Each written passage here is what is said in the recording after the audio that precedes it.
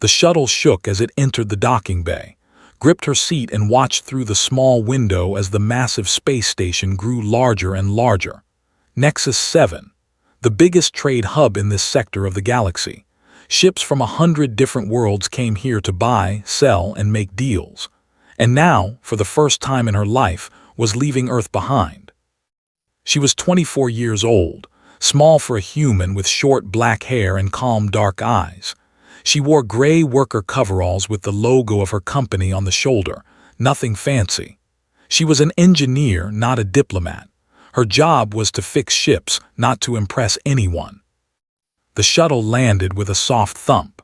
The doors opened and stepped out into a world she had only seen in pictures. The docking bay was enormous. The ceiling stretched so high that she could barely see it. Ships of all shapes and sizes filled the space, some sleek and beautiful, others old and beaten, and everywhere there were aliens. Had studied the different species during her training. She knew their names and their basic biology, but seeing them in person was different. A group walked past her, their reptilian scales shimmering under the station lights. They stood nearly 8 feet tall, with thick bodies and sharp teeth. They didn't even glance at her. A merchant floated by on its hover platform.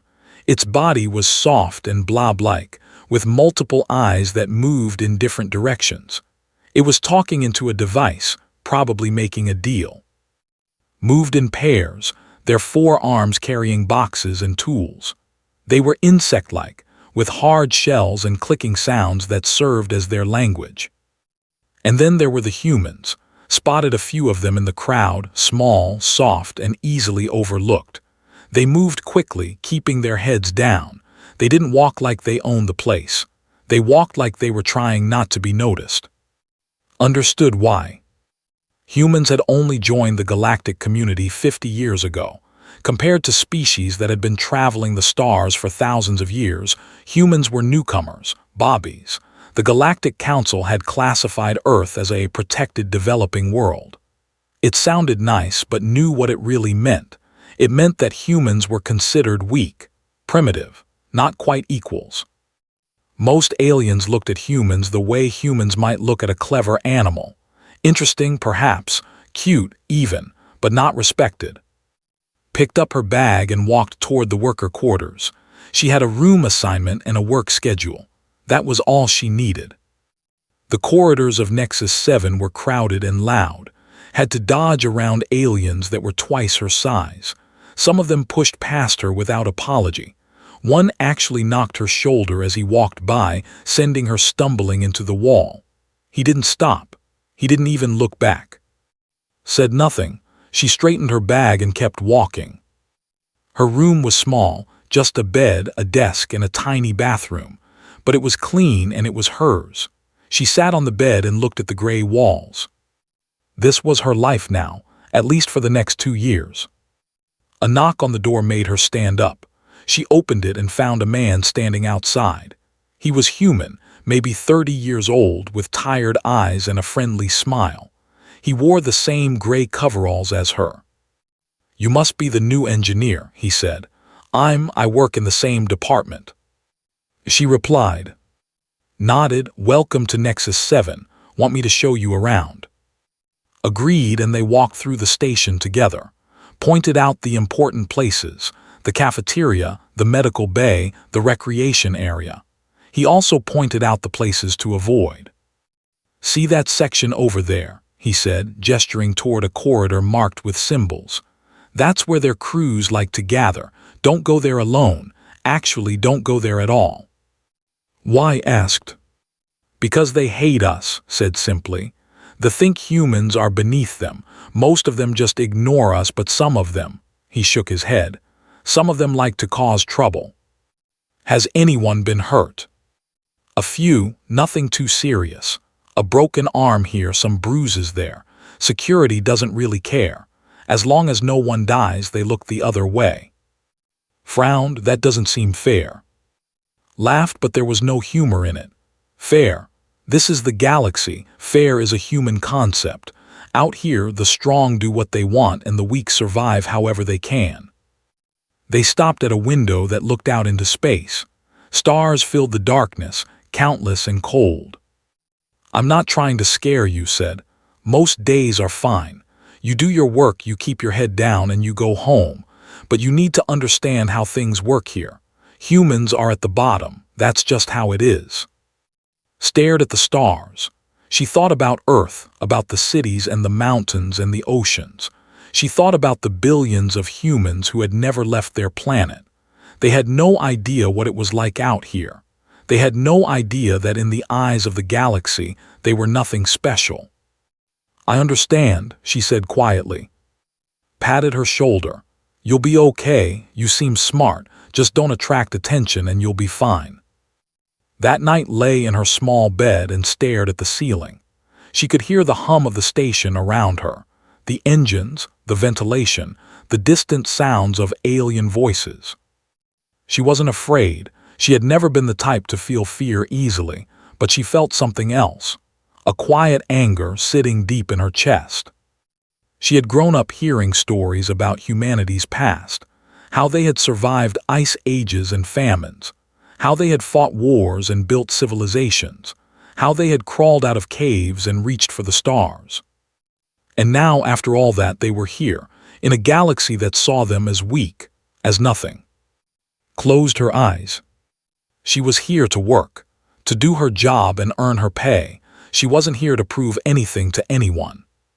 But deep down, in a place she didn't like to examine, she knew the truth. If anyone pushed her too far, she would push back. And they would learn that humans were not as weak as they looked. He hit the Earthborn girl. 20 seconds later, he was on the floor. Part 2, the incident. 3 weeks passed on Nexus 7, fell into a routine. She woke up early, ate a quick breakfast, and went to work in the maintenance bay. She fixed engines, repaired hull breaches, and replaced broken parts. The work was hard but satisfying. She was good at it and she knew it. Her were mostly alien. A few worked alongside her, their 4 arms making them excellent at detailed repairs. They didn't talk much, but they were professional. They never gave her trouble. The engineers were a different story. They ignored her completely. When she entered a room, they acted like she wasn't there.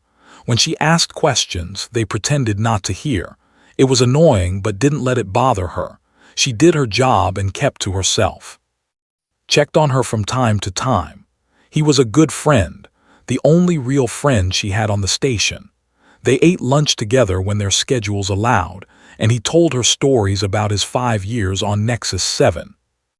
"It's not so bad once you get used to it," he said one day. "You learn to read the room. You learn which aliens to avoid and which ones are okay. Most of them are just trying to get through their day, same as us." "And the ones who aren't?" asked. "You stay away from them," said. "Simple as that."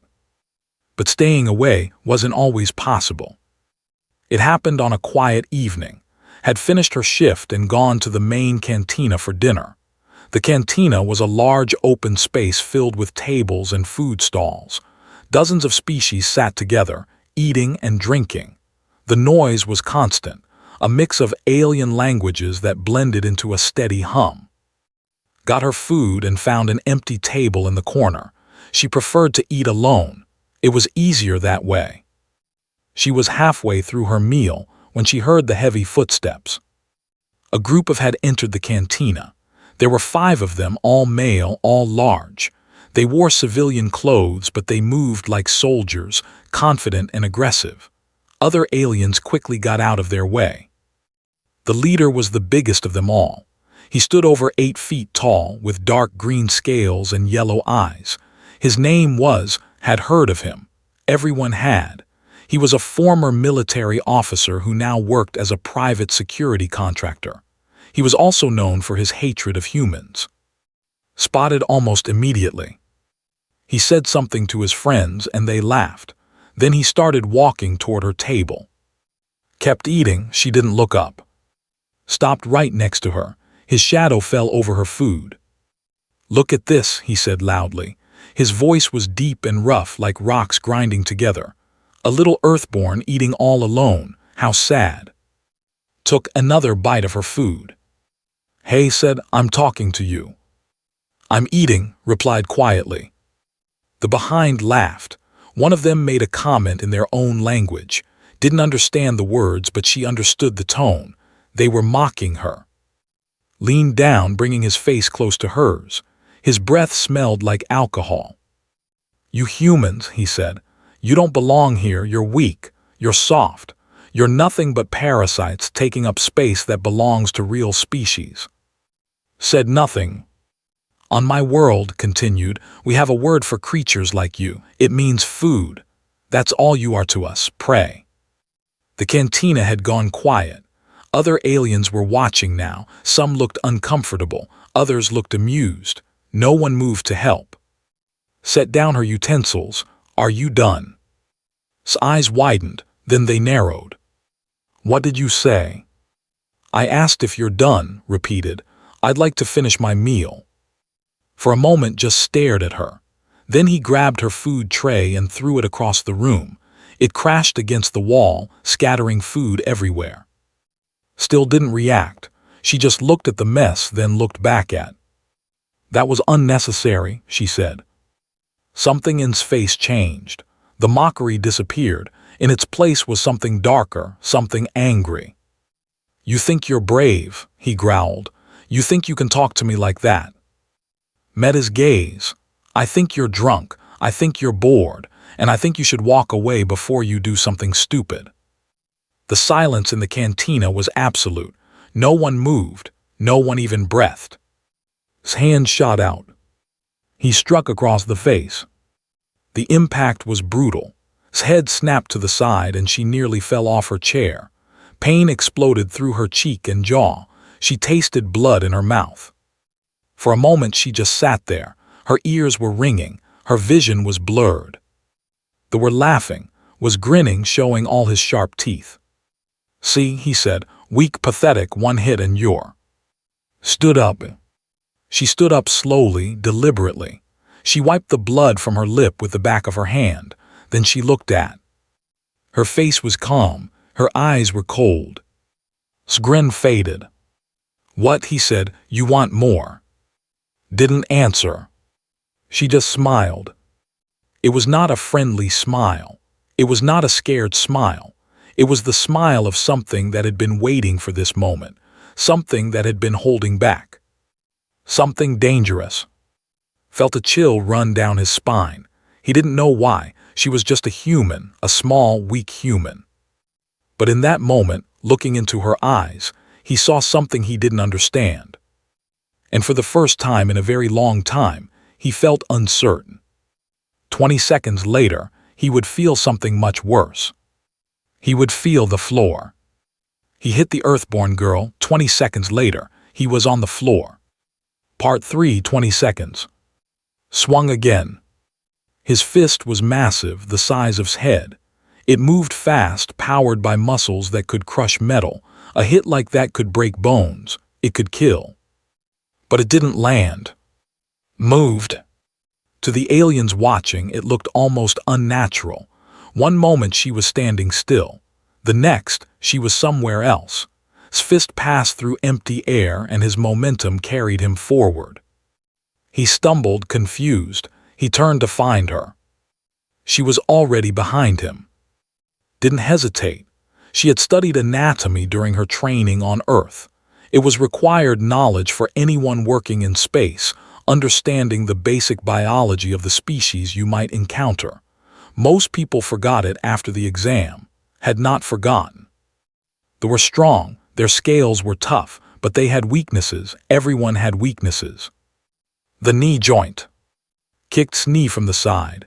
It was a precise strike, aimed at the small gap between the armored plates. The joint buckled, let out a roar of pain and surprise. He was still standing, but not for long. Before he could turn, drove her elbow into his throat. Not the front. The front was protected by thick scales. She hit the side where the flesh was softer, where the blood vessels ran close to the surface. Choked, his hands went to his neck. Grabbed the back of his head and pulled it down. At the same time, she brought her knee up. They met in the middle. The impact was loud, wet. Collapsed. He hit the floor like a falling tree. His body made a heavy thump that echoed through the silent cantina. He lay there, gasping for air, blood dripping from his nose and mouth. 20 seconds, that was all it took. The others stood frozen. They stared at their leader on the ground. They stared at the small human woman standing over him. They couldn't understand what they had just seen. No one in the cantina moved. No one spoke. Looked down at her, breathing was calm. Her hands were steady. There was blood on her knuckles, his blood, but her face showed no emotion. "You called us weak," she said. Her voice was quiet, but in the silence everyone heard it. "You called us prey." She crouched down beside him, tried to speak, but only a wet gurgling sound came out. "Let me tell you something about humans," continued. "On Earth we were not the strongest. We were not the fastest. We had no claws, no scales, no armor. By every measure, we should have died out millions of years ago." She tilted her head, studying him like a scientist studying a specimen. "But we didn't die. Do you know why?" His eyes were wide with pain and fear. He didn't answer. "Because we learned," said. "We watched the predators that hunted us. We studied them. We learned their patterns, their weaknesses, their habits, and then we killed them." She stood up slowly. "We killed the lions that stalked our camps. We killed the wolves that followed our herds. We killed the bears, the tigers, the crocodiles. Every apex predator on our planet, we broke them all." Her voice grew harder. "We didn't do it with strength. We did it with patience, with tools, with teamwork. We chased our prey for days, walking and walking until they collapsed from exhaustion. We poisoned our own blood with endurance until nothing could outrun us." She looked around the cantina. Every alien was watching her.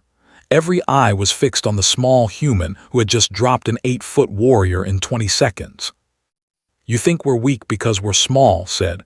"But size means nothing. Speed means nothing. What matters is this." She tapped her forehead. "We learn, we adapt, we never stop. And when something threatens us, we don't run, we don't hide, we figure out how to kill it." She looked back down at. He was still conscious, still staring at her with those yellow eyes. But the arrogance was gone. The cruelty was gone. There was only fear. "Remember this moment," told him. "Remember how it felt to hit me. Remember how it felt to laugh at me. And remember how it felt to be on the floor, looking up at the weak little human who put you there." She stepped over him and walked toward the door. The other didn't move. They watched her pass, and not one of them raised a hand. Stopped at the entrance, she turned back one last time. "I came here to work," she said. "I came here to fix ships and earn my pay. I didn't come here to fight anyone. But if anyone else wants to test us, if anyone else thinks humans are easy targets, come find me." She paused. "And bring friends, you'll need them." Then she walked out into the corridor and disappeared. Behind her, the cantina slowly came back to life. Aliens began to whisper to each other. Some pulled out communication devices to record the scene. Others helped to his feet, though he could barely stand. The story spread fast. Within an hour, everyone on Nexus 7 knew what had happened. The Earthborn girl, the bully, 20 seconds. By the next morning, the story had reached other stations, other ships, other worlds. Humans, they said, were not what they seemed. Humans were dangerous. And one human woman had just reminded the galaxy why. He hit the Earthborn girl. 20 seconds later, he was on the floor. Part 4, The Aftermath. The next 3 days were strange for her. She went to work as usual. She fixed engines and repaired ships. She ate her meals and slept in her small room. On the surface, nothing had changed. But everything had changed. She noticed it first in the way people looked at her. Before, aliens had either ignored her or looked down on her. Now they watched her. When she walked through the corridors, heads turned. Conversations stopped. Eyes followed her until she was out of sight. Some of the looks were curious, some were afraid, a few were angry. But no one bothered her. Found her during lunch on the second day. He sat down across from her with a nervous smile. "You're famous now," he said. "I don't want to be famous." "Too late," he leaned closer. "Everyone is talking about you. The video from the cantina has been shared thousands of times. Some news channels picked it up. They're calling you the Earthborn warrior." Made a face. "That's a stupid name." "I agree, but you're stuck with it." Smile faded. "How are you feeling, really?" Thought about it. Her cheek still hurt where it hit her. The bruise had turned purple and yellow, but the pain was fading. "I'm fine," she said. "They are not happy." "I don't care if they're happy." "You should care." Looked around to make sure no one was listening. "Is important. His family has connections. They're demanding that the station punish you." "For what?" He hit me first. "Everyone saw it." "I know." Station security reviewed the footage. "They said you acted in self-defense. Officially you're clear." Paused. "But unofficially." "They want revenge." "Yes." Nodded slowly. She had expected this. They were a proud species. Being defeated by a human, especially a human female, was a humiliation that would not forget. "Let them come," she said. Stared at her. "This isn't a joke. They could hurt you. They could kill you." "Then I'll die." She met his eyes. "But I won't live in fear. I won't hide. If they want to fight, I'll fight. If they want to kill me, they can try." Shook his head. "You're crazy." "Maybe." That afternoon received a message. It was from the station's human coordinator, a woman named. She wanted to meet. His office was small but well organized. She was in her 40s, with gray hair and sharp eyes. She had been working on Nexus 7 for 15 years, longer than any other human on the station. "Sit down," she said when entered. Sat. Studied her for a long moment, then she smiled. "I watched the video," she said, 12 times. Didn't know what to say. "Where did you learn to fight like that?" "On Earth, basic self-defense training, some martial arts, nothing special." "Nothing special," laughed. "You dropped an 8-foot in 20 seconds, that's not nothing special." Shrugged. "He was drunk, he was slow, he underestimated me." "Yes, he did," leaned forward. "And that's exactly why I wanted to talk to you." She turned her computer screen so could see it. There were messages, hundreds of them, from humans all across the station, from other stations, from ships traveling through the sector. Since the video spread, said, "Our people have been walking taller. Did you notice?" Hadn't noticed. She had been too focused on her own work.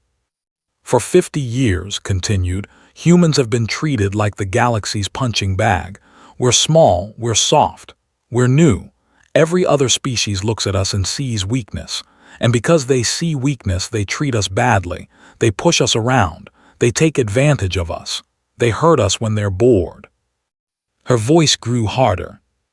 "But you showed them something different. You showed them that a human can fight back, that a human can win, that we are not as helpless as they think." "I just defended myself," said quietly. "Yes, and in doing so, you gave every human on this station hope," smiled. "I've received more positive messages in the last 2 days than in the last 5 years combined. Our people are proud. They're walking around with their heads up for the first time." Didn't know how to feel about that. She hadn't fought for some grand cause. She had fought because he hit her and she refused to accept it. "I'm not a hero," she said. "Maybe not, but you're a symbol now, whether you like it or not." Stood and walked to the window. Outside, ships came and went from the docking bay. "They will retaliate," she said. "We both know that, but they won't just target you. They'll target all of us. They'll try to prove that your victory was a mistake, a lucky accident." "What do you want me to do?" Turned back to her. "I want you to be careful, and I want you to know that you're not alone. The human community on this station, we stand together. If they come for you, they come for all of us." Stood up. "I appreciate that, but I don't want anyone else getting hurt because of me." "That's not your choice to make." Eyes were steady. We're humans, we protect our own, that's what we've always done. It's what makes us who we are. She extended her hand. Welcome to the family. Looked at her hand, then she shook it. For the first time since arriving on Nexus 7, she felt like she belonged. But the real test was still coming. He hit the Earthborn girl. 20 seconds later, he was on the floor. Part 5: The Reckoning. 1 week later it happened. Was working late in the maintenance section. Most of the other workers had gone home. The corridors were quiet, lit only by the dim emergency lights that stayed on during the night cycle. She was repairing a power coupling on a small cargo ship when she heard the footsteps. Heavy footsteps, multiple sets, coming closer. Put down her tools and stood up slowly. She already knew who it was. Appeared at the entrance to the bay. His face was healed, but there was a new hardness in his eyes, a cold anger that had been building for a week. He wasn't alone. 4 others stood behind him. All of them were armed, stun rods and blades that gleamed in the low light. "Did you think I would forget?" said. His voice echoed through the empty bay. Faced him calmly. "No, I expected you to come." "Good, then you know what's going to happen." He stepped forward and his crew followed. "That little trick you pulled in the cantina, that won't work again. I was drunk. I was careless. This time I'm prepared." "Are you?" Smiled. It was an ugly smile, full of hate. "You're alone, human, 1 against 5. No witnesses, no security cameras. By the time anyone finds you, we'll be long gone." Didn't move, she didn't run. She just stood there watching them come closer. "You have this wrong," she said. "What?" "I'm not alone." For a moment looked confused. Then he heard the sound behind him. Footsteps, more footsteps, coming from every direction. He spun around. Stood at the main entrance. He was holding a heavy metal wrench that looked almost like a weapon. His face was calm, but his eyes were hard. Behind him were 3 more humans, workers from the station. They carried tools and pipes. They didn't look afraid. More humans appeared from the side corridors. Mechanics, engineers, dock workers, kitchen staff. 15 humans in total, surrounding them from all sides. Then stepped forward from the shadows. She was older than the others, but she moved with confidence. In her hand was a plasma cutter, a tool used to cut through ship hulls. It wasn't designed as a weapon, but it could burn through scales like paper. "Hello," she said. "Did you really think we wouldn't be watching?" His eyes moved from face to face. 15 humans, all armed, all standing together. "This is none of your business," he growled. "This is between me and her." "No," said, "it's not. When you threaten one of us, you threaten all of us. That's something your kind has never understood." She stepped closer, and the other humans closed in around them. "You see us as individuals, weak little creatures that you can pick off one by one, but we're not individuals. We're a pack. We're a tribe. We're a species that conquered an entire planet by working together." Her voice grew harder. "You wanted to teach us our place. Let me teach you something instead." She gestured at the humans around her. "Look at these faces, mechanics, cooks, engineers, normal people. None of them are warriors, but every single one of them came here tonight. Every single one of them is willing to fight, to bleed, maybe even to die for one of their own." She locked eyes with. "That's what you're up against. Not one human, all of us. And we never stop, we never give up. We hold grudges for generations. We build monuments to our fallen and we teach our children to remember." His crew was looking nervous now. They were bigger and stronger, but they were outnumbered. And there was something in the eyes of these humans, something cold and patient and absolutely terrifying. "Here's what's going to happen," continued.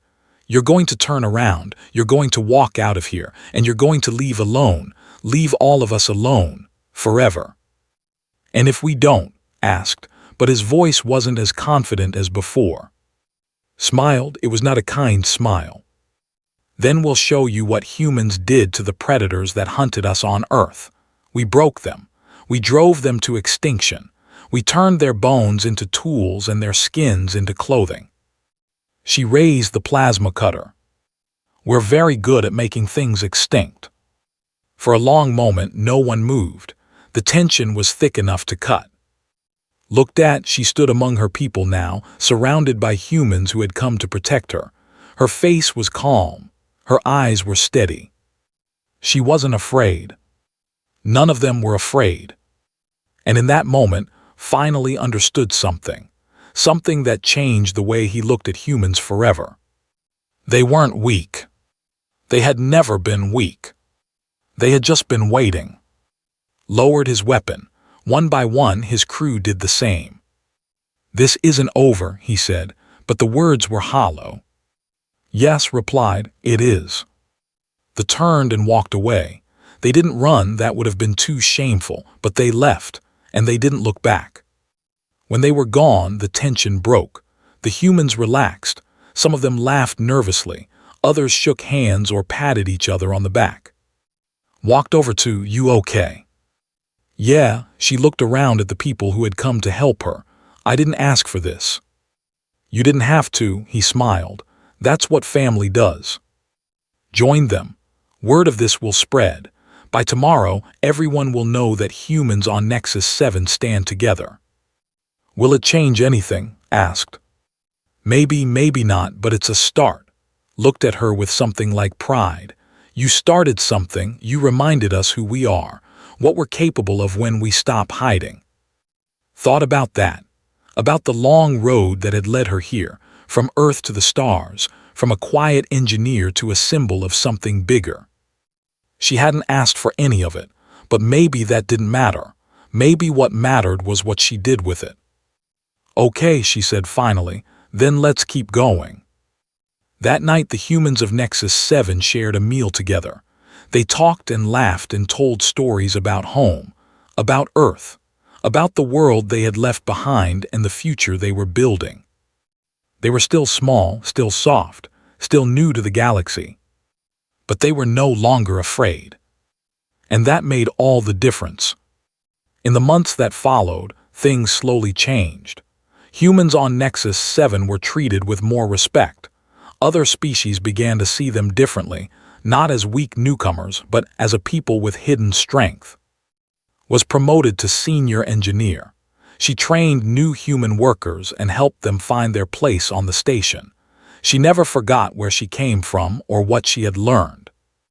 And whenever someone asked about that night in the cantina, about the 20 seconds that changed everything, she always said the same thing. "I just did what any human would do. I fought back." But deep down, she knew it was more than that. She had reminded the galaxy of a simple truth. Humans were not the strongest, not the fastest, not the biggest. But they were the most dangerous thing in any room. Because they were never, ever alone.